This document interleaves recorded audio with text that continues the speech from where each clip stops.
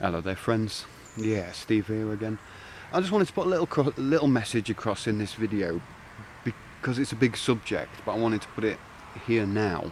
Something that I've been thinking about for a long time. You know, often we see these things about like social engineering and political power and all these concepts about how society should be built on capitalism or anarcho-capitalism or all of these types of structures, and it seems that the main focus of society is the productivity.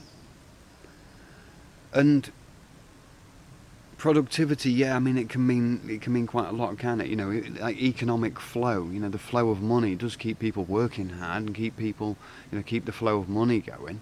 But at the end of the day, if there's a lot of waste and inefficiency created in that, especially at the cost of the environment, then it's definitely not productive on the grand scale of things. You know, so we're looking at all of these models and different things and how we can reform health and education. But in a way, all we need to do, in my opinion, and this is where I started to focus my attention on, the centre point is on the children. You know, it's like the young children who can learn. We should focus on the young children. What do I mean? For example, I don't believe in school in that way. You know, there should be houses of learning for people of all ages. And the idea being, if a child, little Philip, little Jenny, wants to go to school or wants to go to learn astronomy in the middle of the night, or bird spotting early in the morning, or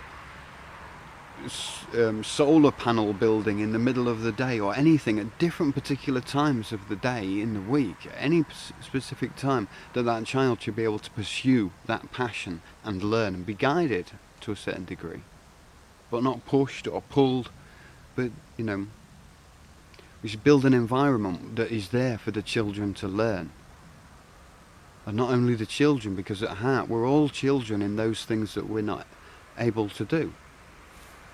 But normally we're considered, when you get over into your teens, and especially out of the teens, expected that you can actually think for yourself.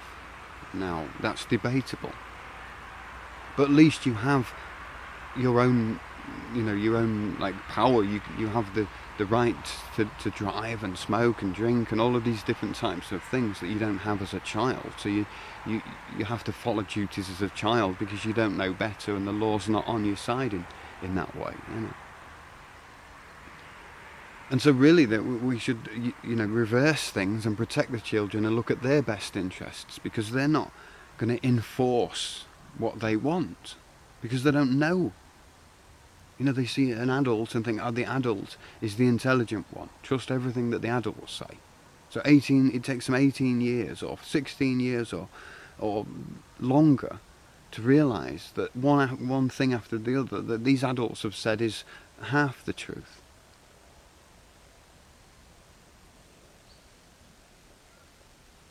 And so to put our attention on the children as like to nurture that, but not to like control it. To look at what a child needs and wants and build society around that. Because I can hear now, if I say our children should learn voluntarily when they want and what they want, I can already hear parents saying, but we need to go to work in the day, so we need to send our child to school in that time. That such a society needs to be changed, because we've obviously got our priorities totally wrong.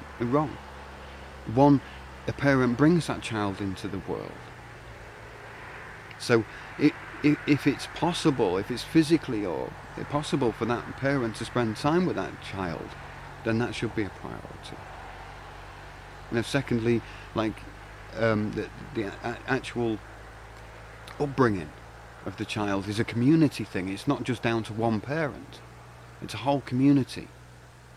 The children should get together with adults. We shouldn't like force all of the kids into one classroom to be with one teacher and have no example of humanity, of social interaction other than other half badly behaved kids.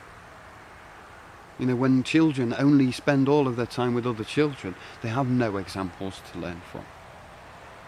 And children can see good and bad examples. The other thing is, such an environment where we have more interaction between children and adults and youths and babies and all pensioners, all different people, all meeting together in these houses of learning.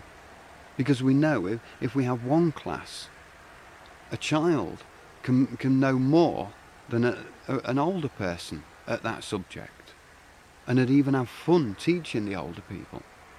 So age isn't a criterion for being able to teach.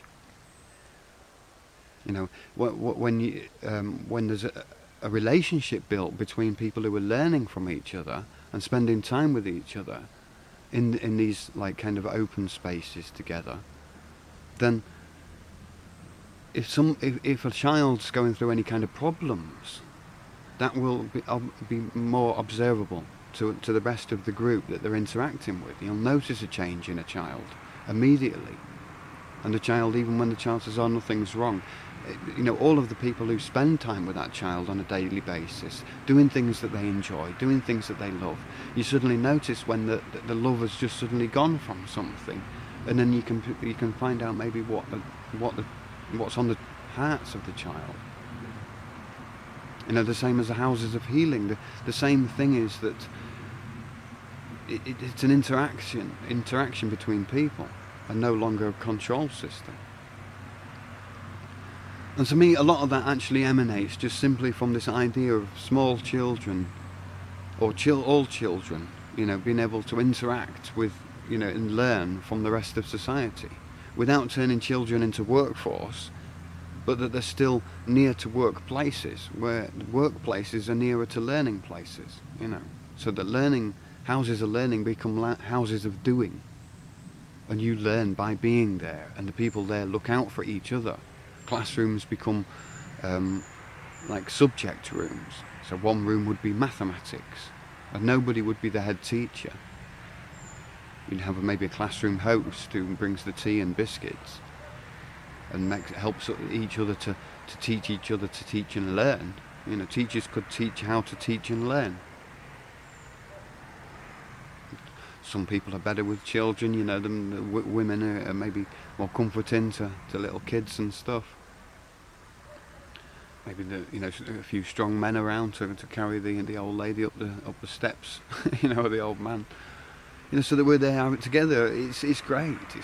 But that only comes from like focusing in on that that childness, And with these houses of learning, we can get professors and experts from all around the world to visit for weekends, or to come across and to visit these houses of learning, because we could just get so much more than just a static criterion. But of course, the whole society would need to be built, probably restructured around the idea that children are the most important thing.